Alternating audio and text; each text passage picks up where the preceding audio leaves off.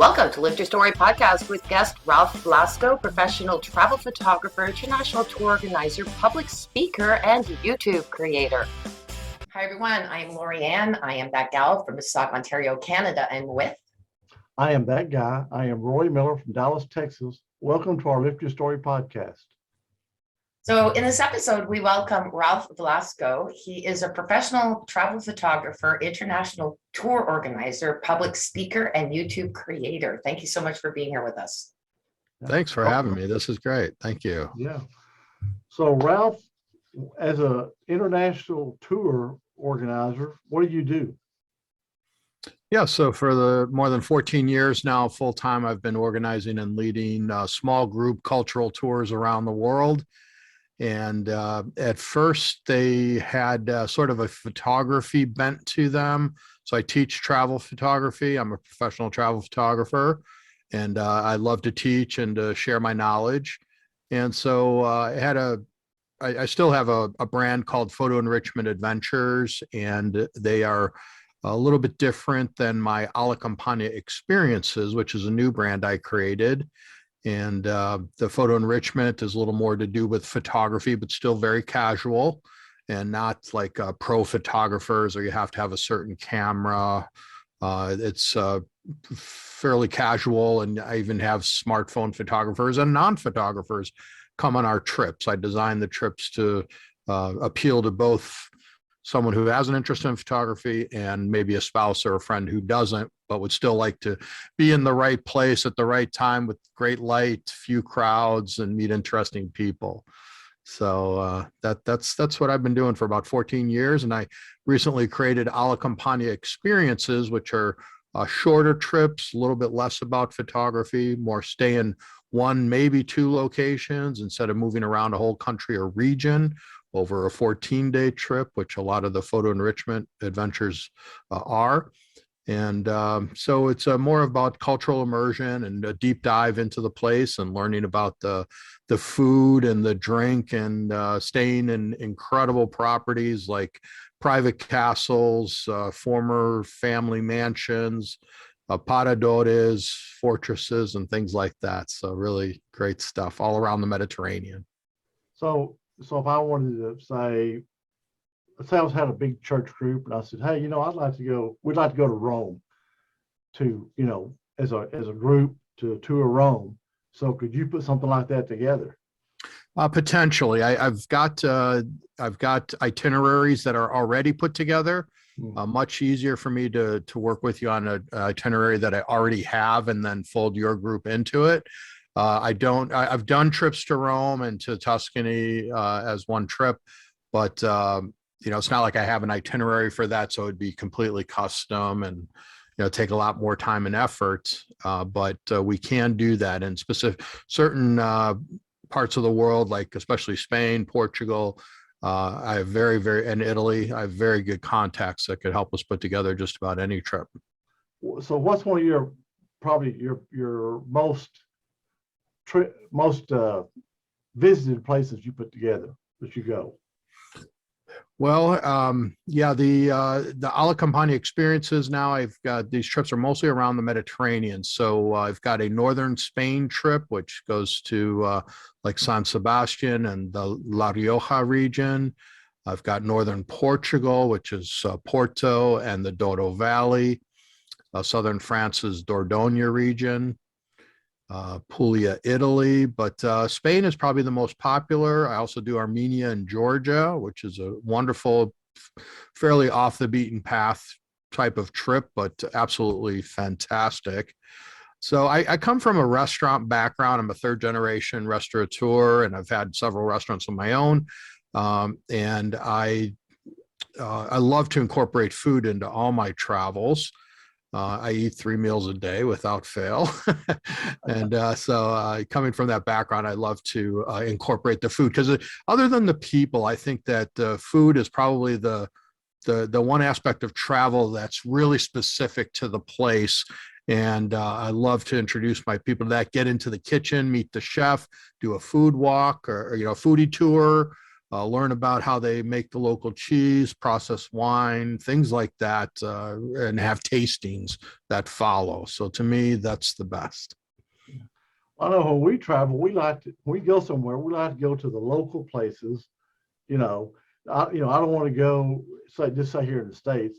I don't want to go to Maine and go to Red Lobster. I can go to Red Lobster in Dallas. Sure. You know what I mean? So yeah. Yeah, no, that makes all the sense in the world. I mean, the reason that we travel is to get out of our comfort zone and to go to places that we can't find right around the corner necessarily. And so to me, what I love to do is I love scouting, and scouting for me is when I go in advance of a trip, usually a whole year, because I want to be there at the same time of year that I'll bring the group back the next time. Because I want to get those kinds of photographs, and maybe it's something to do with the seasons or the harvest, or particular foods are in season. But love to go scout, which is me going on my own and trying everything, doing everything, meeting everyone, and then putting the trip together based around that. And then bring my group back the next year and introduce them to those people, those experiences that I fell in love with and couldn't wait to bring my people back to, and for them to have those experiences as well. I get a lot of satisfaction out of that. That sounds like a lot of fun. Sure is. Great. Funny you mentioned Georgia. We have a friend of ours, Roy and I know, Charles DeVries. He just moved to Georgia. And you sit there, you go, some people go, where is that? Where is that?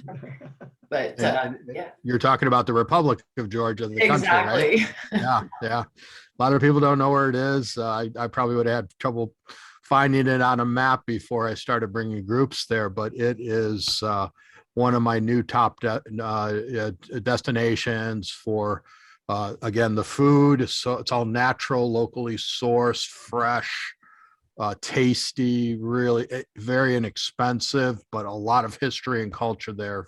And they say the oldest wine culture in the world, over 8,000 years. Wow. Well, he posts some pictures and they're absolutely beautiful. And he talks about the food, how good it is, and how inexpensive it is. Yeah, it's very, very reasonably priced by Western standards. A really wonderful place. Yeah. Well, you were talking a while ago about smartphones. This is something I was going to ask you anyway. So, you're a photographer, but now everybody has their camera with them 24/7, right?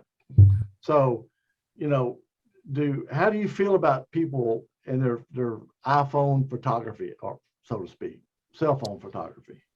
Yeah, you may not expect me to say this, but I think it's fantastic. And I'm shooting a lot more with my smartphone. As you know, the cameras have come a long way, especially in the latest several iterations of, let's talk specifically the iPhone, but most manufacturers have just made incredible jumps in technology with their cameras. So you've got this extremely powerful device right in your pocket. It makes you look less obtrusive to the subject because this guy's just smartphone photographer. He's a casual photographer, because I don't want to go around looking like a professional photographer, with two bodies, two lenses, the film gear, vest and everything. I want to look like the average Joe, and put people at ease and get those more casual shots than the posed or stiff types of shots, because this guy is a professional and he must be so good, which of course you can give a lesser camera to a qualified and experienced photographer. They're probably going to get better shots than you give the best camera to an unqualified photographer, and you're not going to get the best shots most likely. If you were out somewhere, let's use landscape, and you said this is a beautiful, everybody should take a picture of this, and would you be saying, all right, so if you're on your iPhone, this is what you should do to take this shot to make it the best, or you just let everybody just do their own thing? I'm somewhat of a hands-off photographer, an instructor. What I like to do is give people a lot of information before a trip. We go to these places. I set it up like if we're going to a place that, I know we're going to, I don't know, meet someone or do a landscape. I know there's a beautiful scene or something. And I'll help people set up their cameras if they need it. But I'm more hands off. And if you have questions, let me know.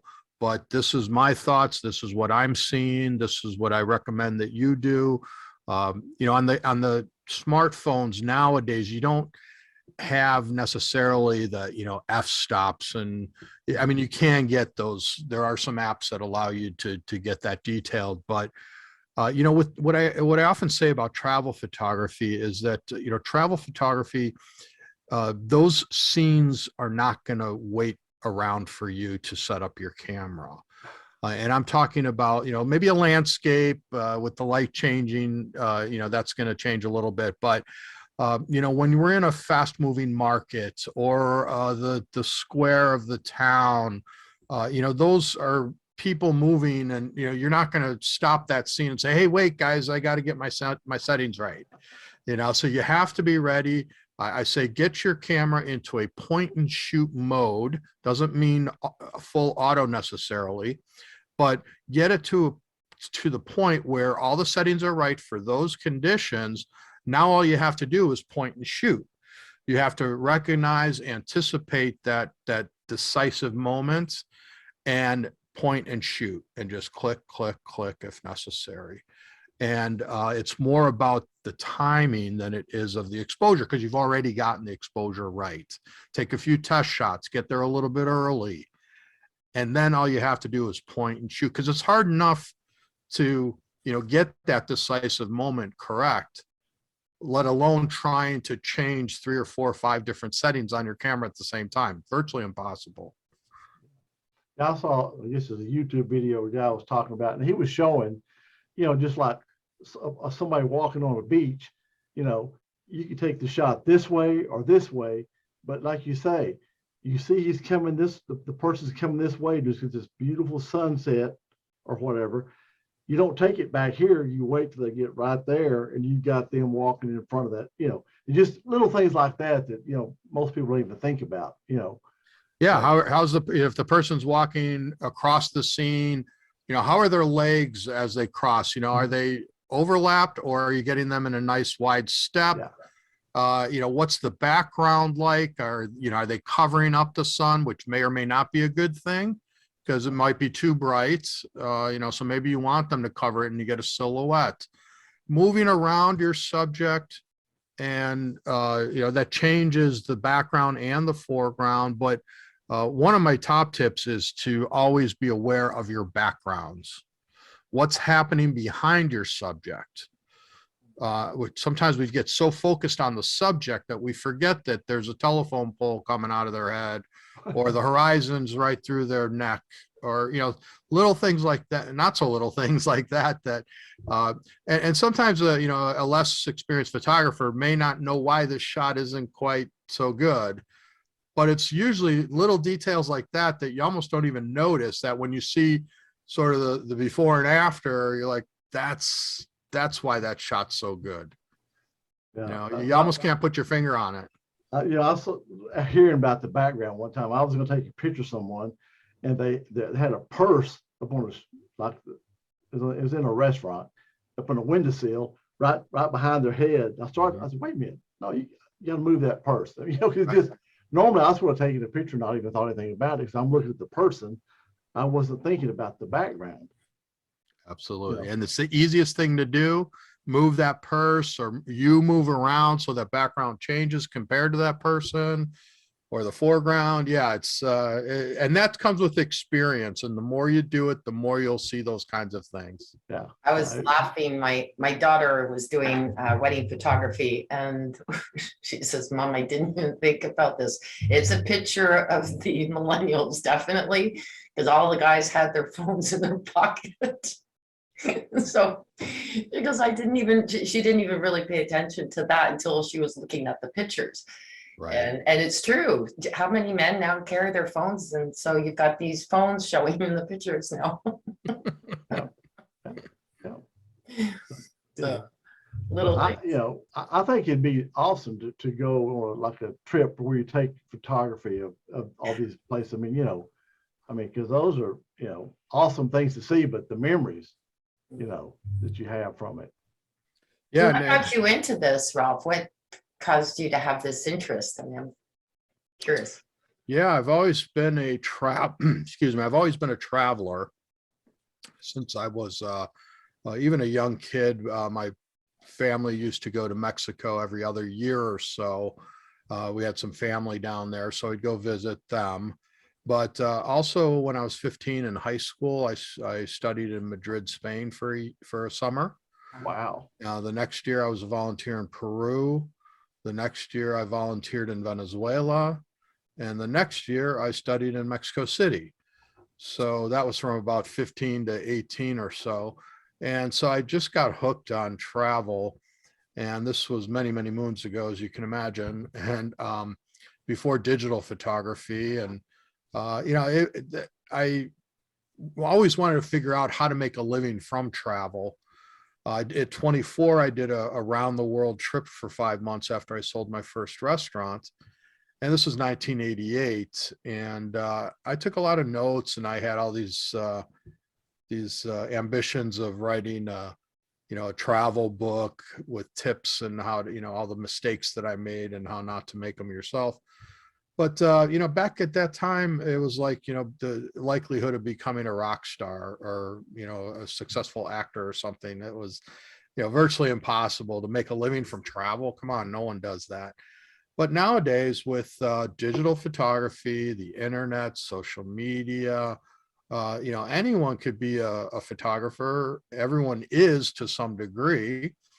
And we've all got these very powerful cameras in our pockets. And I thought that back in around 2001, when I first started getting into digital photography, that there would be a market for teaching people how to use these new digital devices that were now popping up in their pockets, and not the phones. That was before the phones, of course. I'm talking about these new digital cameras. Remember that 1 megapixel camera that you got and you thought was so cool. Yeah. And now I don't even know how many megapixels they are. I've never been a real technical photographer, but to me, it's whatever gets you the shot is the right way to go about it. And a lot of that comes with experience and making mistakes and of course studying, taking some lessons. But it's like anything else. I say you can't get worse at photography, so just do it. Yeah. So when you were doing your around the world trip, what was your biggest blunder in that 5 month experience? Do you remember? Biggest blunder, boy, oh boy. That's a good one. That was quite a while ago, but back then you bought a round the world ticket, which I think you still do today. And it was about $2,400. This was 35 years ago. And I think I looked not too long ago, and it was about $2,400 for a similar trip, around the world tickets 35 years later, which is hard to believe. Yeah, it is. But yeah, that you had to, with the round the world ticket, you had to always travel west or one direction around the world. You couldn't backtrack. And so, if there was any blunder I made, it was certainly not staying in one place long enough. And at that age, wanting to see and do everything. Yeah. Actually, I've got a YouTube channel, and the video that came out today is called Slow Travel and Cultural Immersion.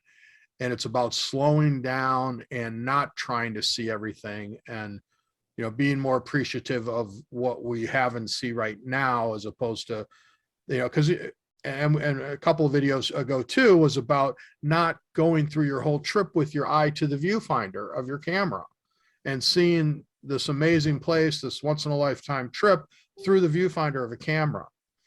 And so the importance of putting the camera down. And I'm a big proponent of that, even though I'm a photographer and, used to like to take pictures of everything.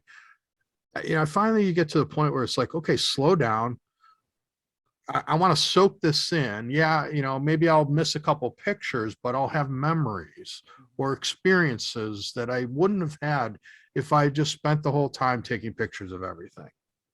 Yeah. I think it happens to most people though. You're always trying, you got so much time, you're trying to cram in as much as you can. You want to take those pictures so you have those memories. Yep. And you do tend to miss some things, I think.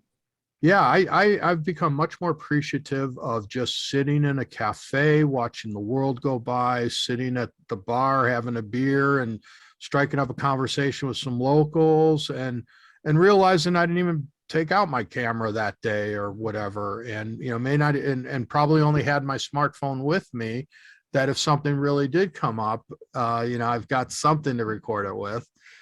But yeah, I think our priorities change. The more we travel, maybe the older we get, and you have these different ways of appreciating travel. And for me, it's slowing down and meeting the locals instead of just rushing around and taking pictures of everything. What's your best one? What's your best thing that you've done? Best place you've been, thing you really like the most? That's a tough one. But there's probably three, my top three countries I would say are Portugal, which is absolutely fantastic. The Republic of Georgia, which we talked about earlier. It's a very off the beaten path place that a lot of people don't know about. Hopefully they'll get to, because it's a wonderful place. It's got scenery as beautiful as like Switzerland, snow-capped mountains, and right up against the Russian border, and just beautiful. And then also Cambodia. Really? Cambodia is another one of my favorite places. I've done Vietnam quite a few times as well. I think that Cambodia is like Vietnam maybe 15 years ago. So it's a little bit more, say, rustic, and Vietnam, their economy has been doing so well for the most part with manufacturing and things like that, that they've come a long way, and the Cambodian economy is, not that grown. And so I'll call it authentic, but I'll probably get in trouble for saying that, but it's like a step back in time. And I just love the Cambodian people, the food, the scenery, the history. It's just outstanding. I would have never guessed that. That's really interesting. No. Yeah, it's a wonderful place. I've been going there for 12 or 13 years now, and I cannot wait to get back there every time I go. You don't go during monsoon season, do you? No, we go in November, December, and so yeah, it's a good time to go. So I was just gonna say, just during, it must have been a little tough for you, Mr. I'd love to travel, when COVID hit. But I would imagine now it's opening up again, and people, I'm sure that they want to get out and travel. Yeah, there's such a pent up demand for travel, as you can imagine. It was definitely affected my business with, my being in the travel business. I don't think there was any other business that was more affected. Certainly restaurants too. So I'm glad I was out of that one. But at least because I'm kind of a one-man show, and I'm location independent, meaning that I work from wherever my laptop is. I've got that luxury. I don't need a retail space or an office space, employees. So I don't have a lot of high overhead, and that really helped me to survive this. But I actually traveled quite a bit in 2020 and 21. I spent 2 months in Turkey. I was in Nicaragua. I went to Costa Rica twice. I was in Spain, Italy, France, Armenia, Georgia for trips this fall. I just got back from a month in Berlin. So I definitely hit the road quite a bit, and always safe, knock on wood, certainly was vaccinated as soon as I could, got my booster, always, tried to practice safe travels. And there's a little bit extra paperwork and so a few more hoops to jump through, and you got to wear a mask a lot of the time and have that CDC card if you're from the US or whatever country you're from, that equivalent.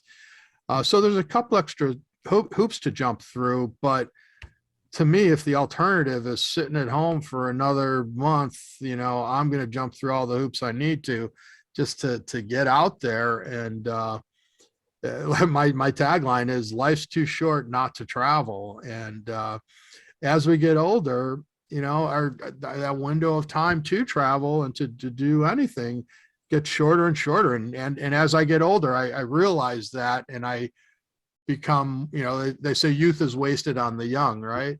And it's about appreciating the time that you have left and what you're going to do with it. And I'm actually writing a book right now that kind of addresses that subject, and kind of came to be when I realized a couple of years ago that it had been 30 years at that point since that round the world trip. So that was 1988. This must have been 2018 when I thought about it. And I simply couldn't believe that trip had happened 30 years ago. It seemed like, 5 years ago. And then I start projecting, well, at that time, I think I was 54, said in 30 years, I'm going to be 84 years old. And who knows what kind of health I'll be in, how many years, and that's if I get to that age. So you start to think about, what are we going to do with these next years that we have left? How are we going to live them? How are we going to make the best of them? And so, and to do that from a photographer's perspective, I'm going to put a little photography spin on it as well. So that's my next big project. Well, how can our listeners reach out to you, Ralph? Yeah, the best way to find me is you can email me, ralph@photoenrichment.com. My websites are photoenrichment.com. That's for my Photo Enrichment Adventures. I'm still doing those trips. They're still wonderful. Again, you don't have to be a professional photographer or even have a camera with you necessarily, but you will love those trips. The Alla Campagna Experiences are found at allacampagna.com. And Alla Campagna means to the countryside. And I created these trips because my clients were asking me for shorter trips, somewhat closer to home. So say Europe for US people, and not as much moving around, packing, unpacking, time behind the wheel. So I created these Alla Campagna Experiences, which again are more one, maybe two locations, about staying in beautiful properties where you may not want to leave the hotel because it's a 11th century castle, or it's a family-owned wine estate overlooking the Douro Valley.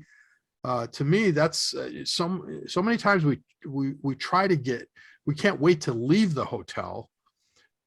For me, it's like, why not make the hotel a destination? Why not have that be a part of the trip and not always feel like we want to get out of here? And so that's what these Alla Campagna Experiences are about. Staying in paradores, which are former fortresses in Spain and Portugal that they've converted into 30-room hotels that are just incredible, like staying in a castle. So those are the kind of experiences that I'm trying to put together. And again, those could be found at allacampagna.com. But people can, best way to reach me is via email if someone wanted to reach out specifically. And there's contact forms on each website that you can also reach out, and I'll get that information too. Great. Wow. Thank you so much for this. Thank you for sharing. Oh my gosh, my pleasure. Thanks for your interest. And yeah, there's a fine line between being a good photographer and a better photographer. And sometimes it's just the simple things like watching those backgrounds or the way the light's hitting the subject or something. And you can get a lot better photos by doing those things. Cool. Thank you. Thanks for being with us. Absolutely. Take care. My pleasure. Thanks for having me. All right.